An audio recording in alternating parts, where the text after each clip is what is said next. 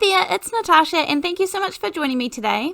Today we are going to be creating a really nice, clean and simple card with some inked stripes. Now how I'm going to create this card is so simple. And it was a pretty quick and easy card to create. So I have some masking strips here.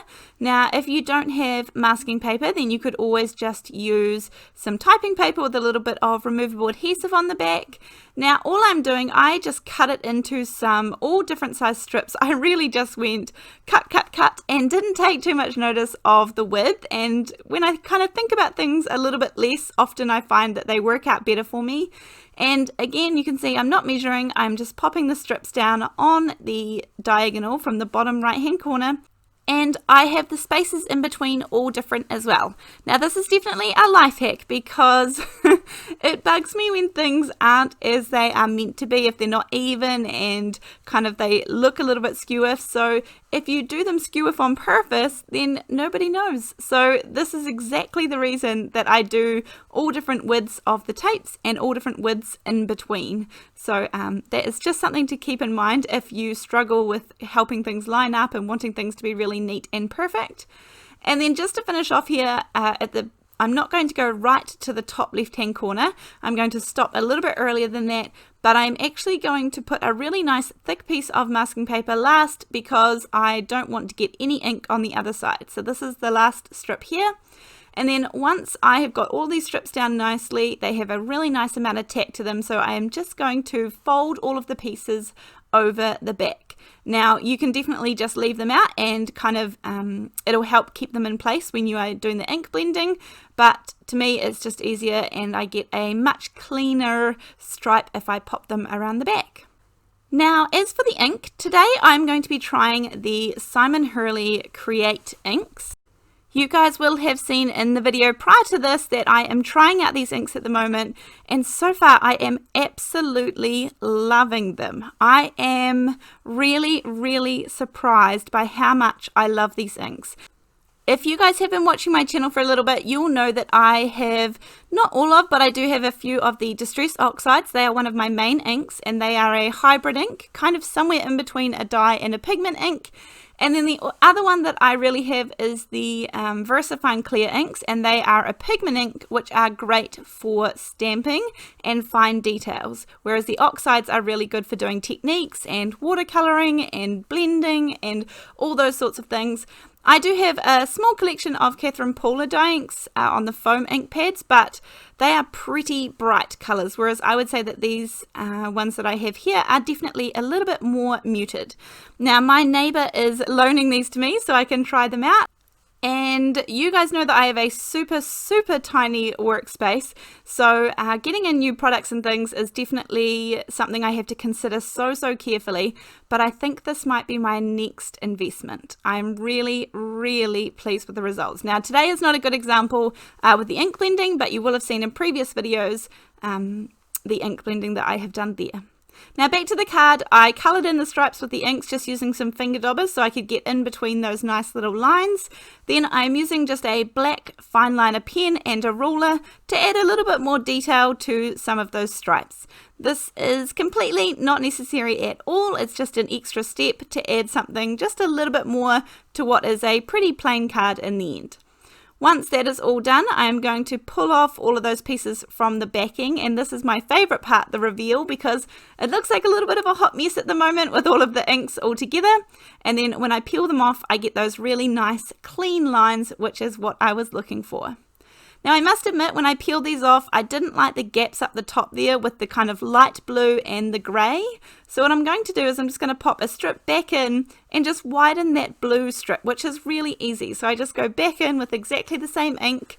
I kind of had a light and a dark of the blue, a light and a dark of the green, a light and a dark of the yellow, and then the grey colour, which is the Woof colour. So let me know if you guys have the Simon Hurley inks and what you think of them. I would really love to hear your opinion. I am just so pleasantly surprised by them. I definitely wasn't looking to invest in any more inks, but as you will have seen in the videos before this one, I'm just so genuinely surprised at how amazing they blend, and that's so important to me. So yeah, anyhow, there I have made the lines a little bit thicker, and I am just going to add the little sub sentiment here. So this is from the Letter It, All the Little Things stamp set. You guys have seen this a million times before. It is just such an amazing, versatile stamp set. I can't see myself ever getting rid of this one. I am using some VersaMark sticky embossing ink and then some fine white embossing powder, and I will heat set those.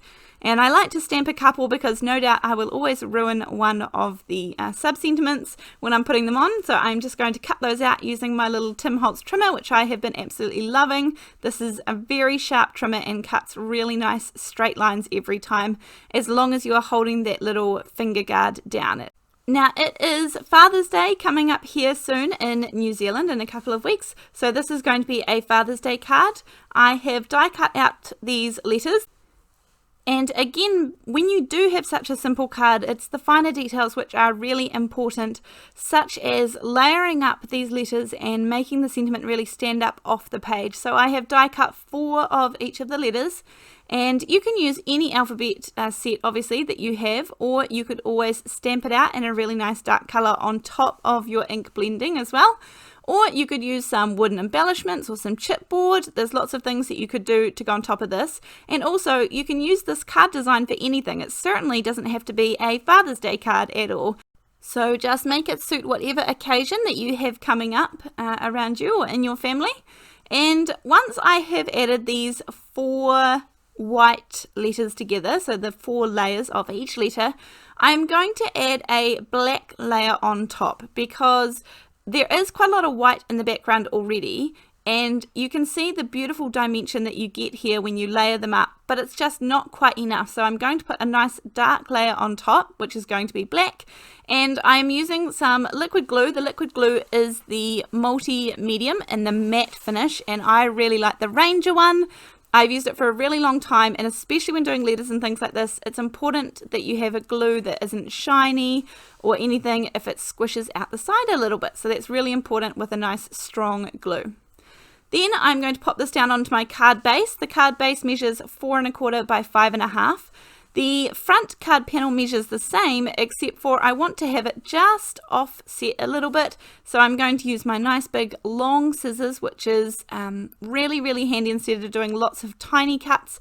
I get a really nice straight cut when I use the long scissors.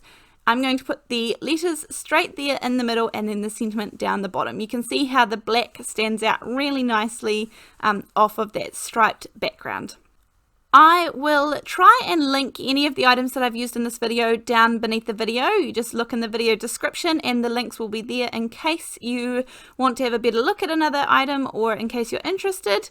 It's not always possible to find everything because I really just use what's in my stash, which is really important to me, and that's why this is a really achievable card, because everybody has an ink or two, or most people have some inks that they are able to ink blend onto their card panel. So this is definitely one that you are able to do with not too many supplies.